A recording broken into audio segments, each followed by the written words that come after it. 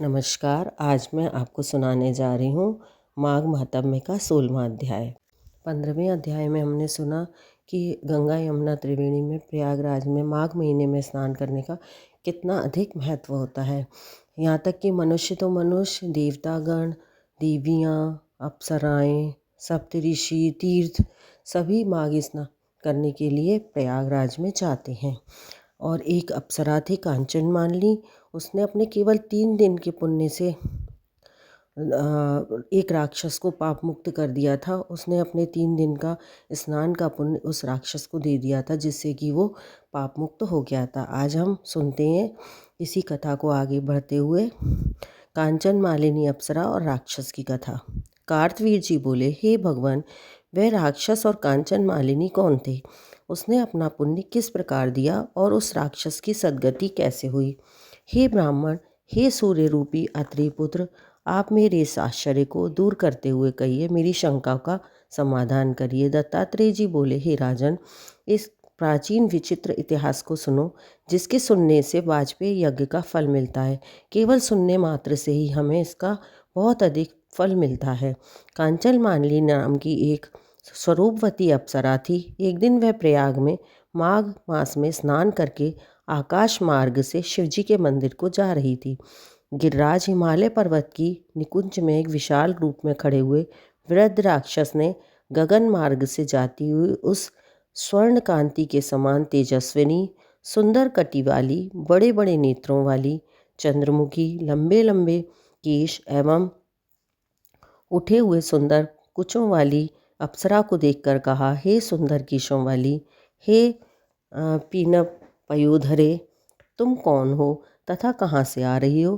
तुम्हारे वस्त्र वेणी गीले क्यों हैं? हे भीरु, तुम आकाश मार्ग से कहाँ जा रही हो? हे भद्रे, किस पुण्य के प्रभाव से ये तुम्हारा तेजस्वी शरीर अति मनोहर रूप है, तुम इतनी सुंदर हो? हे सुलोचने, मेरे मस्तक पर तुम्हारे वस्त्र से गिरे हुए एक बूंद जल से मेरा क्रूर स्वभाव क्षण भर में शांत हो गया। राक्षस कहता है कि तुम्हारे इस गीले जो वस्त्र हैं उसकी केवल एक बूंद मेरे माथे पर पड़ी है और मेरा स्वभाव 1 मिनट में इतना शांत हो गया है। इस जल की क्या महिमा है? तुम शीलवती हो, अतः मुझसे इसका कारण कहो। तब अप्सरा ने कहा, हे राक्षस, सुनो, मैं काम रूपिणी अप्सरा हूँ। मेरा नाम कांचन मालिनी है। चाहे जैसा मैं अपना रूप बना सकती हूँ। मैं इस समय प्रयाग से आ रही हूँ। गंगा यमुना के संगम से स्नान करके आ रही हूँ। उस स्नान के करने से मेरे वस्त्र गीले हुए हैं और इस समय मैं श्रेष्ठ पर्वत कैलाश पर जा रही हूँ, जहाँ देव दानवों से पूजित शिव पार्वती रहते हैं। मैं वहीं जा रही हूँ। त्रिवेणी के जल की बूंद के प्रभाव से तुम्हारी ये क्रूरता दूर हो गई है, जिस पुण्य के प्रभाव से मैं सुमेधा गंधर्व की सुंदर रूपवती कन्या हुई हूँ। ये सब आश्चर्य करने वाला कारण सुनो कि इसका क्या कारण है। मुझे इतना सुंदर रूप मिला है और मैं सुंदर रूपवती कन्या हूँ। मैं कलिंग देश के राजा की सुप्रसिद्ध वैश्या रूप और लावण्य से पूर्ण थी। वो अपने पिछले जन्म के बारे में बताती है। मैं अन्य दूसरी सब युवतियों में उस पुर में शिरोमणि थी, मतलब मैं सबसे ज़्यादा सुंदर थी उस वहाँ पर जितनी भी युवतियाँ थीं। मैं इस रूप की संपत्ति पर सारा नगर मोहित कर लेती थी, जिससे मैंने अमूल्य वस्त्र, नाना प्रकार के गहने, धन, पोशाक आदि अपने रूप के कारण प्राप्त कर लिए थे। मेरे पास सोने की कमी नहीं थी, क्योंकि काम पीड़ित युवा पुरुष मेरे चरणों की सेवा करते थे। जैसा मैं कहती थी वो वैसा ही करते जाते थे। मैंने उनका सर्वस्व हरण कर लिया था। कोई कोई कामी जन आपस में इतनी स्पर्धा करते थे कि मृत्यु को भी प्राप्त हो जाते थे। इस प्रकार मैंने अपनी इच्छा अनुसार खूब भोग भोगे, जिससे मेरा सारा जीवन व्यतीत हुआ। वृद्धावस्था आने पर मैंने विचार किया कि नित्य भोगों के कारण मैंने दान, तप, हवन, व्रत आदि कुछ भी नहीं किया और ना धर्म, अर्थ, काम, मोक्ष देने वाले भगवान की पूजा ही की, ना ही क्लेश हरने वाले दुर्गा देवी की पूजा की, ना विष्णु भगवान का स्मरण किया। कभी उनको याद नहीं किया, ना कभी ब्राह्मणों को तृप्त किया मैंने, ना कभी ब्राह्मणों को भोजन कराया, ना कुछ दान किया, ना प्राणियों का कोई भला ही किया। हे राक्षस, मैंने ऐसे बहुत से पाप किए जिससे मेरा मन दहकता रहता था। मुझे वो सब याद कर कर के बड़ा दुख होता था कि मैंने कितना अपना जीवन खराब किया था। एक दिन बहुत कुछ विलाप करते हुए मेरे को बहुत रोना आ रहा था, तो मैंने ब्रह्मयज्ञ वेद पुराण निपुण राजा के पुरोहित ब्राह्मण से जाकर पूछा, हे ब्राह्मण, मेरा इस पाप से निस्तारण किस तरह से होगा? मतलब मैं इस पाप से कैसे छूटूंगी? इस पाप रूपी कीचड़ में डूबी हुई मुझ दीन पापिनी को इस संकट से उबारिए। हे ब्राह्मण, प्रसन्न हो मुझ पर, दया का जल छिड़किए, मुझ पर बहुत अधिक दया कीजिए। साधु सज्जन लोग अच्छे बुरे सभी प्राणियों पर सदा दया करते हैं। इस तरह मेरे ऐसे दीन वचन सुनकर और मुझ पर दया करके वह ब्राह्मण प्रेम पूर्वक संपूर्ण धर्मों से पूर्ण वचन बोले, हे सुमुखी, मैं तेरे सब निषिद्ध आचरणों को जानता हूँ। अब तू मेरी बात मानकर शीघ्र ही प्रजापति के क्षेत्र प्रयाग को जा। वहाँ पर जाकर प्रयाग स्नान करने से तेरे सारे पाप नष्ट हो जाएंगे। परंतु हे वीरू, तीर्थ में जाकर मन से भी अशुभ कर्म मत करना, मन में भी कभी खराब विचार किसी के लिए मत लाना। प्रयाग में स्नान करने से पवित्र होकर तू अवश्य स्वर्ग में जाएगी। हे भामिनी, तीर्थ स्थान को छोड़कर अन्य स्थान में किए गए जितने पाप हैं वे उसी वक्त प्रयागराज में नष्ट हो जाते हैं। केवल तीर्थ स्थान पर जो हमने पाप किए होते हैं वो पाप आसानी से नष्ट नहीं होते। हे वीरू, सुनो, पूर्व समय में गौतम मुनि की स्त्री को देखकर इंद्र काम के वशीभूत हुआ और अपने रूप को छिपाते हुए गुप्त रूप से उसके साथ भोग किया। इस पाप के फल से तथा वहाँ जाने से इंद्र का शरीर अत्यंत लज्जापूर्ण और कुरूप हो गया, बदसूरत हो गया। उसके पति के शाप से इंद्र के शरीर में सहस्त्र भग चिन्ह हो गए। तब निंदनीय कर्म से मुंह नीचा करके देवराज इंद्र मेरू पर्वत के शिखर पर 100 योजन लंबे स्वच्छ जल से भरे हुए सरोवर पर जाकर सोने कमल की कलिका में घुस गया। एक सोने का कमल था, उसकी कली में घुस गया और उसमें बैठकर अपने को तथा कामदेव को धिक्कारने लगा। उसे बुरा भला कहने लगा कामदेव को कि ऐसे जघन्य पाप से निंदित होकर सब मनुष्य नरक में जाते हैं। आयु, कीर्ति, धर्म, यश और धैर्य को सदैव नष्ट करने वाले दुराचारी कामदेव को धिक्कार है, जो मनुष्य के धर्म का नाश करता है। ऐसे बोलने लगे इंद्र।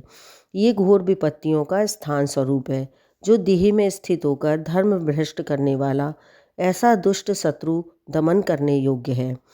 यह असंतुष्ट रहने वाला तथा सदैव अकल्याण करने वाला है। कामदेव के बारे में बोलने लगे। जिस समय कमल में बैठे हुए इंद्र इस प्रकार बोल रहे थे, हे भीरू, उस समय इंद्र के बिना देवलोक शोभा नहीं दे रहा था। तब सब देवता, गंधर्व, किन्नर, लोकपाल इंद्राणी को साथ ले जाकर बृहस्पति जी से पूछने लगे, हे भगवान, हम नहीं जानते कि इंद्र कहाँ गए हैं, उनको कहाँ देखें। जैसे श्रेष्ठ पुत्र के बिना लक्ष्मी आदि से संपन्न कुल शोभा नहीं देता, वैसे ही इंद्र के बिना देवगण सहित देवलोक शोभा नहीं दे रहा है। ऐसा उपाय सोचिए जिससे स्वामी सहित स्वर्गलोक सुशोभित होकर सनाथ हो जाए। इसमें देरी नहीं करनी चाहिए। देवताओं के ऐसे वचन सुनकर बृहस्पति जी बोले, इंद्र अपने किए हुए अपराध की लज्जा से लज्जित होकर छिपा हुआ है। ये मैं जानता हूँ कि वो कहाँ छिपा हुआ है।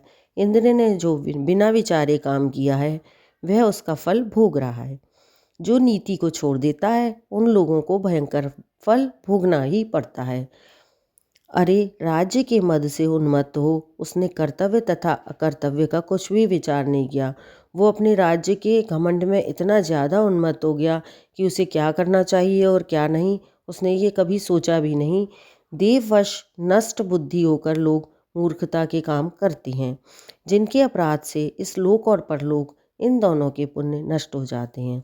इस प्रकार कहकर बृहस्पति जी सब देवताओं को साथ लेकर उस स्थान की ओर चले जहाँ सरोवर में सोने के कमलों में इंद्र छुपे हुए थे। उन्हें देखकर सब देवगण स्तुति करने लगे, जिससे ज्ञान उत्पन्न होने पर वे बाहर आए। बृहस्पति जी के समझाने पर जब इंद्र कमल कलियों से बाहर निकले तो उस समय उनका मुख बहुत ज़्यादा मलिन एवं रूप बहुत ज़्यादा कुरूप था।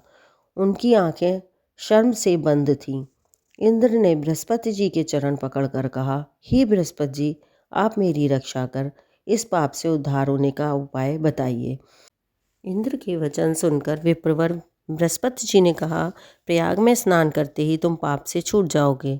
हे इंद्र, चलो तुमको साथ लेकर हम सब लोग भी वहाँ चलते हैं।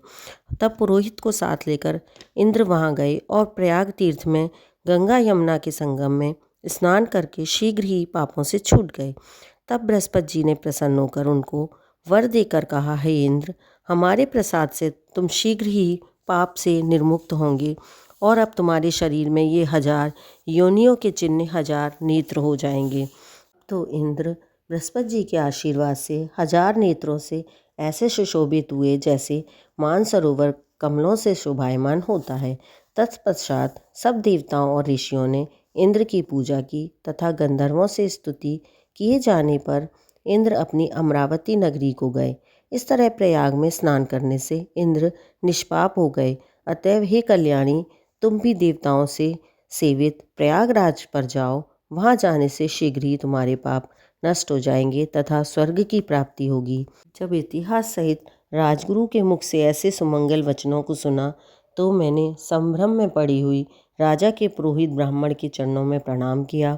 पश्चात बंधु बांधव, दास दासी, घर धन आदि सब को छोड़कर और विषयों को विष के समान जानकर तथा शरीर को क्षण भर में नष्ट होने वाला समझकर मैं घर से निकल पड़ी और नरक के दारुण भय की चिंता के कारण मैंने माघ महीने में गंगा यमुना के संगम प्रयाग में जाकर स्नान किया।